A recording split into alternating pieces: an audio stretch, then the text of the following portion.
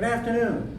Last time we started to talk about quantum distribution functions, that is to say Fermi-Dirac and Bose-Einstein statistics, as a comparison with Maxwell-Boltzmann statistics, the classical statistics. I'd like to continue that discussion today with kind of a really simple example of how the three statistics work. As I said, where our interest is in using quantum statistics, but we're always going to consult or refer to Maxwell-Boltzmann statistics because we can use them for comparison. Let's look at the case where I have a gas, where I have two particles, and I will call them A and B. And let's say that the gas can be in one of three possible states. So S could be 1, 2, or 3. And let's look at how each distribution would treat, what the possibilities would be for each distribution. So let's start with a classical gas, that is to say a Maxwell-Boltzmann gas. So here we go, here's particle 1, here's particle 2, state 1, state 2, state 3. And in classical statistics, I can distinguish between the two particles, and I can have as many particles in a state as I wish. So the possibilities are fairly large.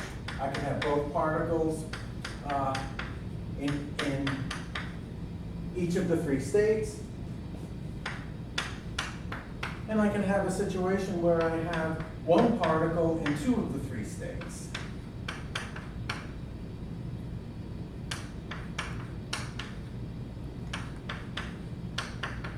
And then running out of room over here, so then we could have A/B and B/A. And that gives us a total, should give us a total of 9 states. That's it, 1, 2, 3, 4, 5, 6, 7, 8, 9 possible states in classical statistics. So let's move to the quantum statistics. So suppose I were looking at Bose-Einstein statistics. Bose-Einstein statistics, I have 1, 2, 3 states, but particle A and particle B are indistinguishable from one another, so we might as well just call them both particle A. That being the case, because I have no limit on the population of the states, I could have them both in state 1, I could have them both in state 2, I could have them both in state 3, and then they could be distributed one per state.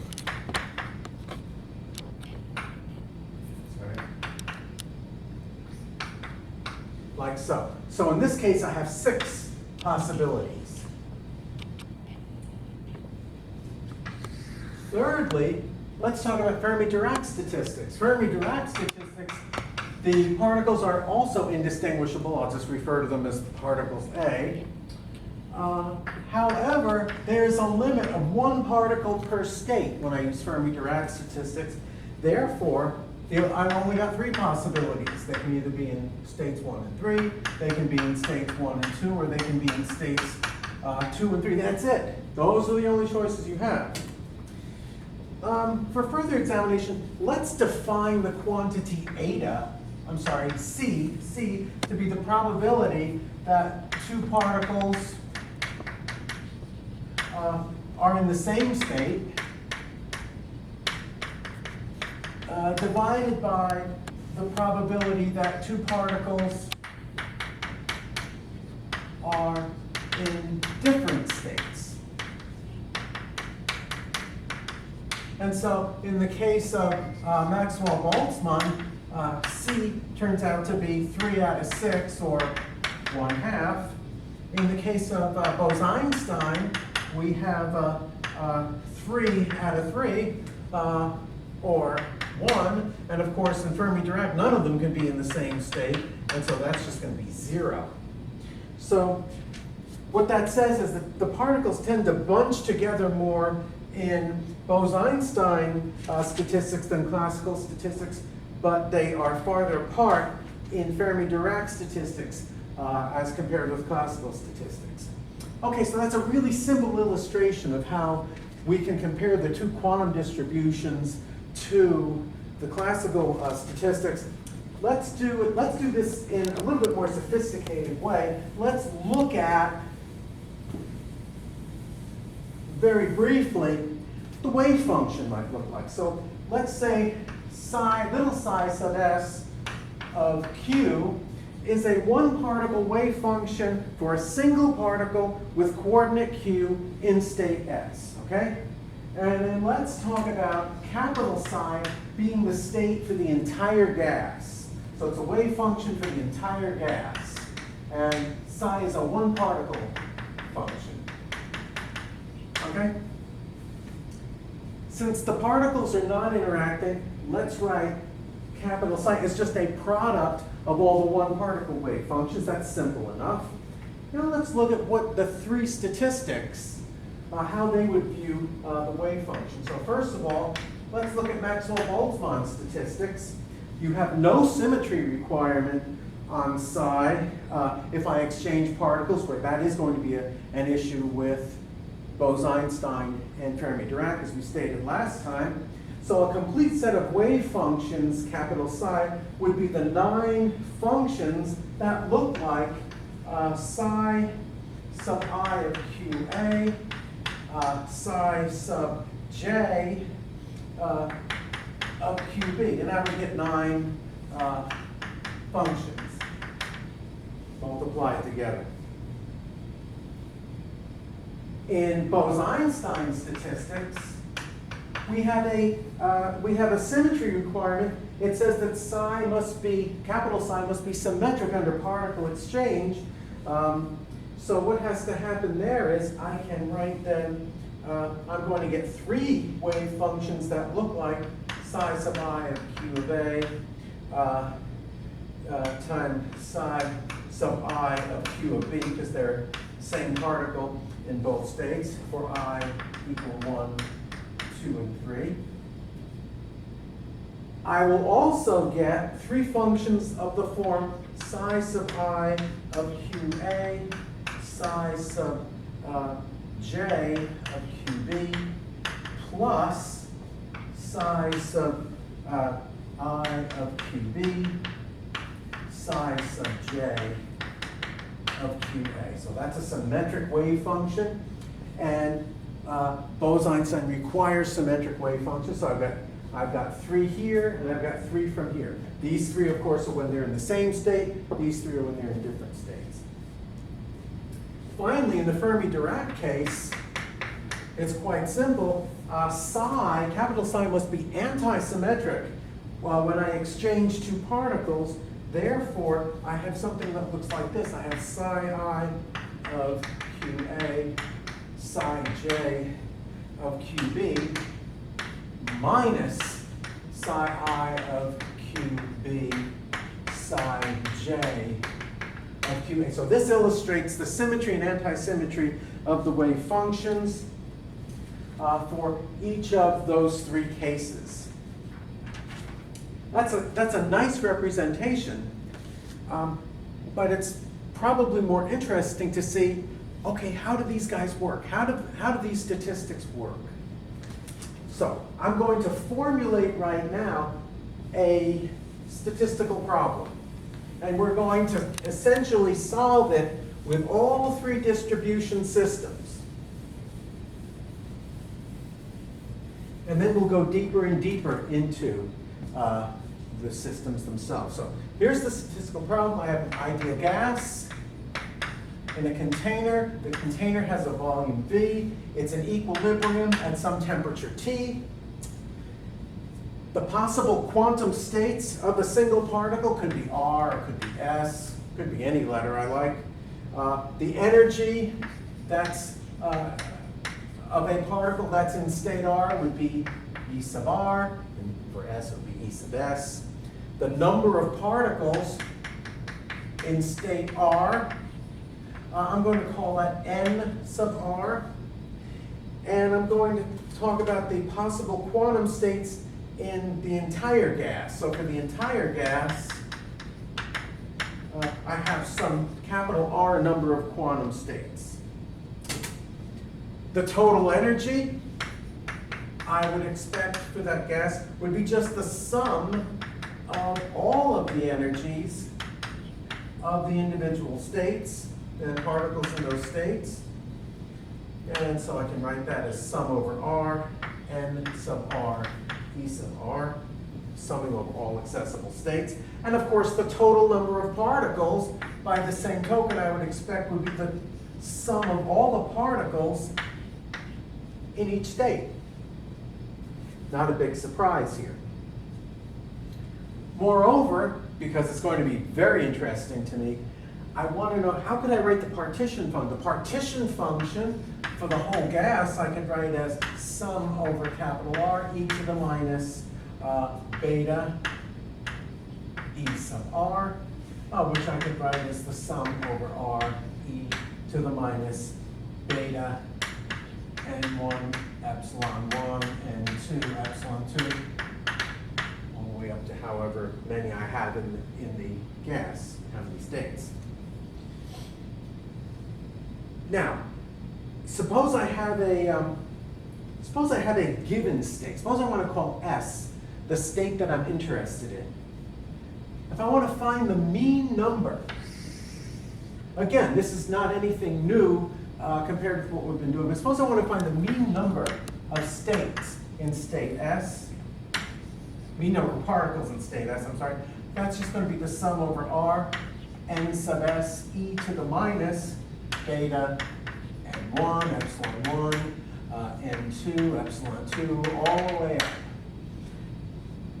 All divided by, of course, sum over R, e to the minus beta n1, epsilon 1 plus all the way up. Okay? Or that divided by z, if you will. Then for again, I can write this as minus 1 over beta times z divided by, times the partial of z with respect to the energy.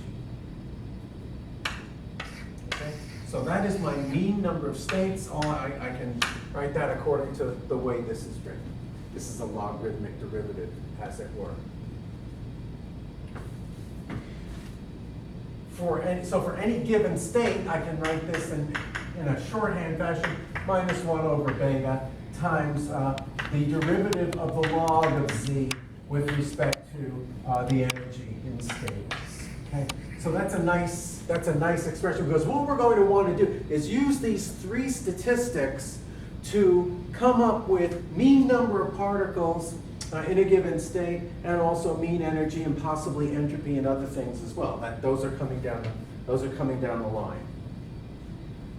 Okay, so this is going to work regardless. Let's see how it works with each of the three distribution systems.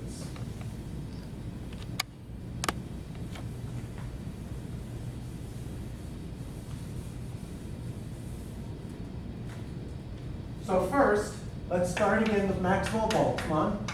In the case of Maxwell-Boltzmann statistics, the sum over all particles, numbers of particles in each state, I can write as, and sum R could be 0, 1, 2, 3, all the way up to whatever number I have for any of the R states. The only requirement is that if I sum over all those numbers, I'll get the total number of particles in the gas, of course. However, these particles are distinguishable, unlike in the quantum cases. So any two permutations of the particles represents a different state, because I can tell one apart from the other. So with Maxwell-Boltzmann, not only do we have to specify how many particles we have in a state, we have to know which ones they are. That's not true for the other distributions. On the other hand, let's look at Bose-Einstein and then, in a more specific way, photon statistics, because photon statistics represent the easiest possible case of Bose-Einstein, and you'll see that as we go along. Particles are indistinguishable, so all we're concerned with is how many particles are in a particular state, not which ones are which, because we can't tell one from the other. That being the case, I'm interested in something like this, N1, N2, N3, all the way up, such that I still have a constraint on the number of particles, n sub r, of sum over n sub r over r must be equal to the total number of particles in the system. An even simpler case is with photon statistics, where this isn't even a problem. The number of photons that you can create is infinite, and so n is essentially infinity. We don't have to worry about that constraint, which, as you'll see, will make our lives quite a bit easier. In the case of Fermi-Dirac statistics, we still have indistinguishable particles. We can sum over all particle numbers, possible numbers of particles in a state, but in any state, the number of particles can be either 0 or 1. I'm not allowed to have any more than one particle in a state. Remember, that's the way that Fermi-Dirac statistics obey the Pauli exclusion principle. Still have the constraint, though, that the total number of particles will be capital N, if I sum over all the particles in all the states.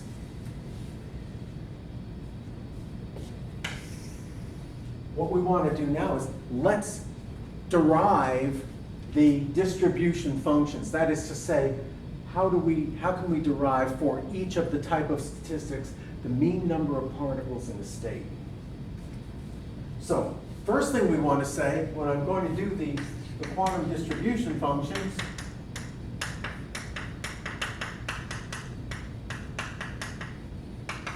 the Fermi-Dirac particles, as I say, the fermions, are going to be different than particles that obey Bose-Einstein statistics, particularly at low temperatures.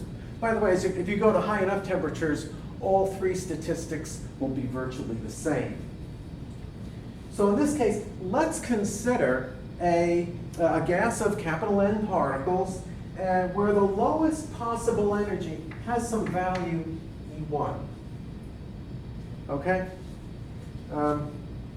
In the case of Bose-Einstein statistics, every single particle in the system could have that energy value. And in fact, the lowest possible energy state is when all of those particles have energy E sub 1. We say that it's in the ground state then. And this, of course, is the situation at temperature equals 0. On the other hand, with Fermi-Dirac statistics, I can't put more than one particle in that lowest energy state. The states that I fill have to be of progressively higher energy until I've used up one particle per state. So the ground state configuration, so to speak, will look much different for a Fermi-Dirac or fermion than it would for a boson. So we just have single particle states all the way up. You can fill as many states as you have particles. Even at t equals 0, you're going to have particles that have a very high energy compared with E sub 1 because we've got to fill progressively higher energy states. So in the Bose-Einstein case, the ground state energy is just going to be however many particles I have times E1. In the Fermi-Dirac case, we expect that the energy of the ground state is going to be considerably greater than n times E1.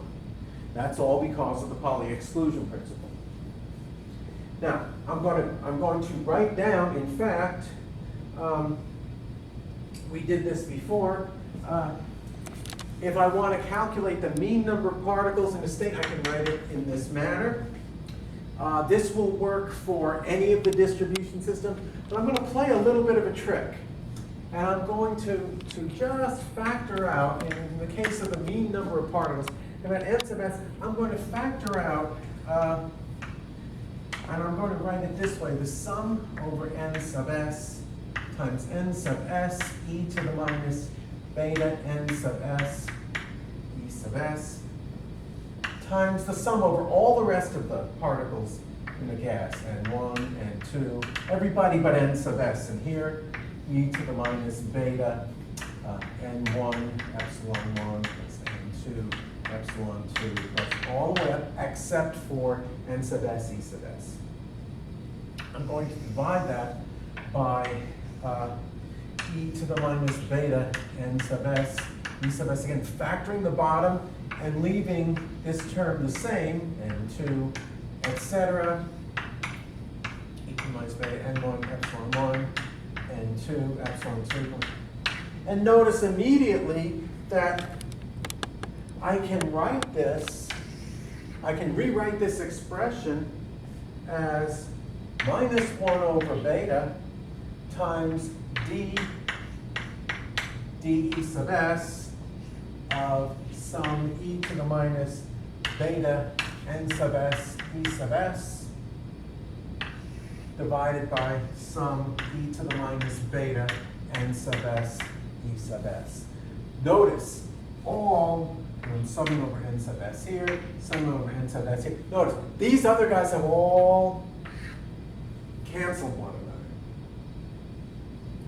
So this is the mean number of particles I have in a state for n sub s. Now, I'll rewrite this in an even cleaner form. I'll write this as n sub s is equal to minus 1 over beta d e s. And that is a logarithmic derivative, log of some n sub s e to the minus beta e sub s. This expression is valid for all three statistics. So it works in all cases. So, that being the case, let's take advantage of this expression and use it to examine the three possible cases of statistics.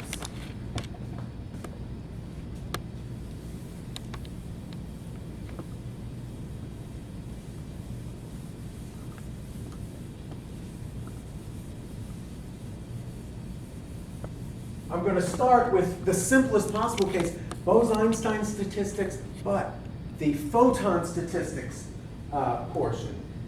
This is really nice. I can write n sub s as minus 1 over beta d s times the log of some e to the minus beta e sub s, as I had before, times n sub s, sorry.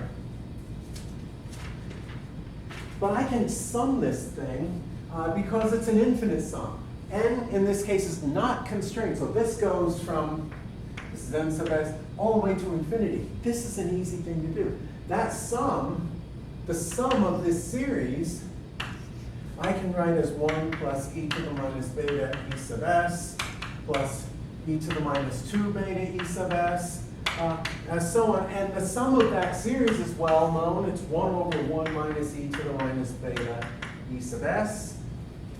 Therefore, my mean number of particles for photon statistics can be written as 1 over beta d e sub s log of 1 minus e to the minus beta e sub s, which is just, if I take the derivative, e to the minus beta e sub s, 1 minus e to the minus beta e sub s, I can divide top and bottom by e to the minus beta e sub s, and I get the very famous Planck distribution, 1 over e to the positive beta e sub s minus 1. This is called the Planck distribution. If you study black body radiation in your modern physics class, you've seen how this was arrived at completely different fashion,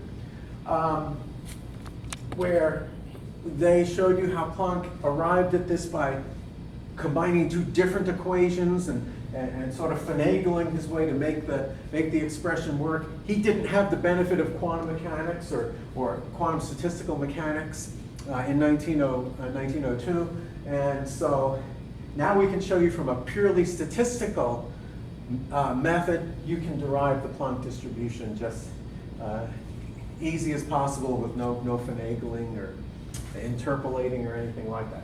This is beautiful. What we're going to do next, I'm going to leave this for next time because it is a somewhat more complicated derivation. We're going to derive the Fermi-Dirac distribution and then the Bose-Einstein one to follow. So we'll pick this up with Fermi-Dirac statistics next time. Thank you.